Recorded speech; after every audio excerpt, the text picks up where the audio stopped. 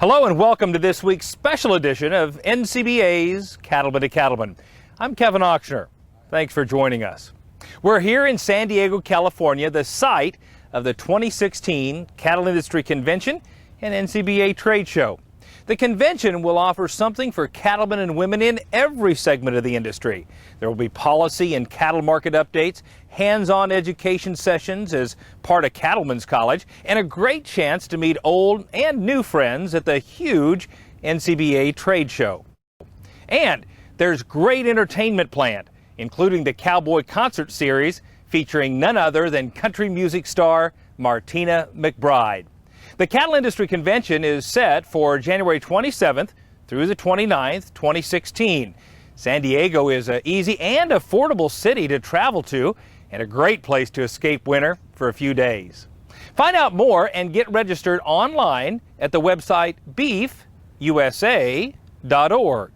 Now, some of the education and information at the convention will focus on ways to get more efficient in your cattle operation.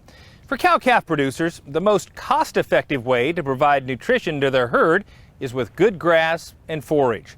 This week, we're getting some tips from Dow AgriSciences on range and pasture management and how it can help ranchers improve their bottom line. Let's get started.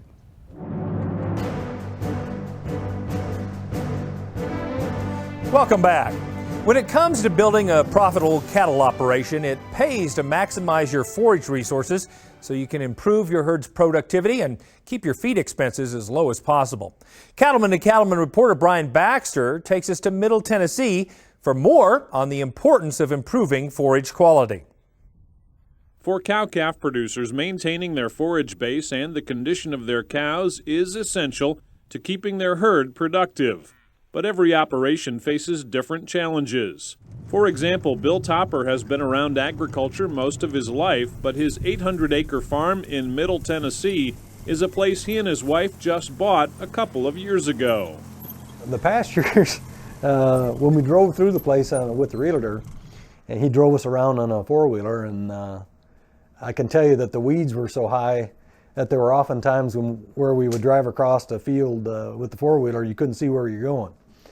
And, you really had to literally, pardon the pun, see through the weeds to be able to envision what it could be, as a really good place to raise cattle.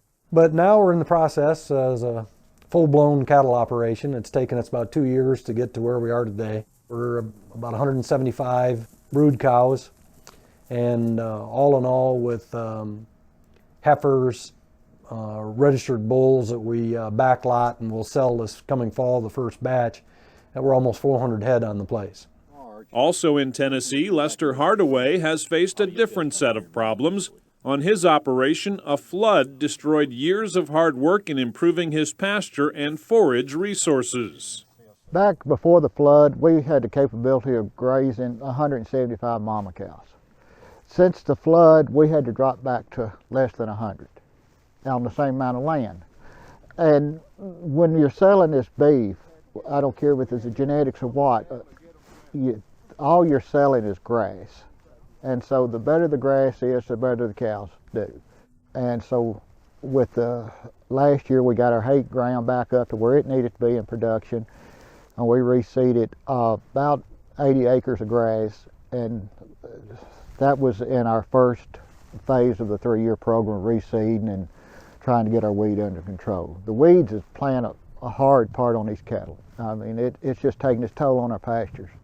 And with record high grain prices in the past few years, all producers have had a big incentive to minimize feed purchases by improving their grass and forage.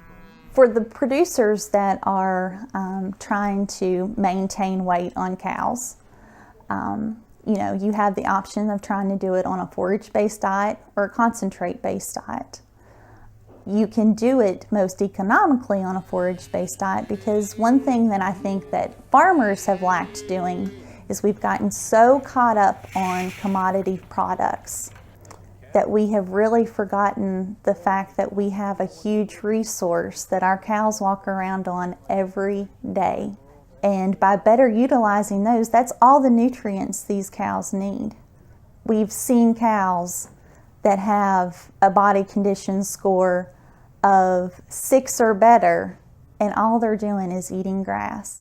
But it's the type of grass and type of forages we have out there available for them.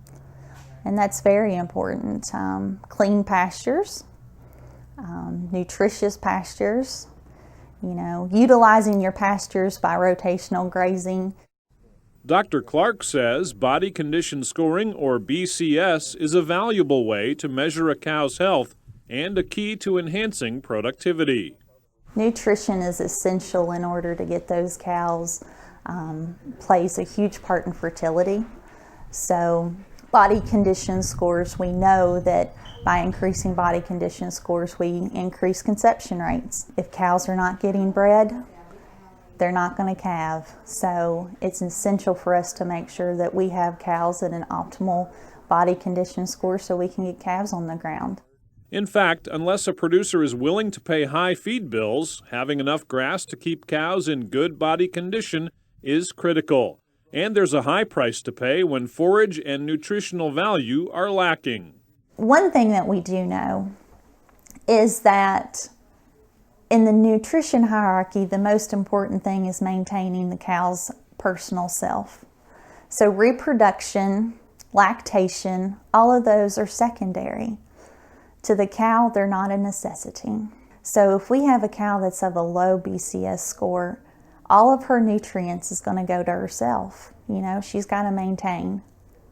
So that sets us back, 1, in raising a calf, and 2, in rebreeding. Reproduction to a cow is luxury. So only any excess is going to go towards helping her be reproductively sound. So it's essential that we have cows in a situation where they are nutritionally fit to take care of themselves, to raise a baby, and to rebreed. The way we look at when the first bite of grass the cow eats is to just maintain herself. The second bite goes to her raising what she's got on her side, which is a calf that's the meal ticket for everybody. It pays the bills. The third thing goes to get herself in the condition to rebreed. And hopefully there's enough nutrients, enough grass that she can go ahead, and she's a growing animal until they get about 5 years old. So hopefully that will let her go ahead and get the extra growth that she needs.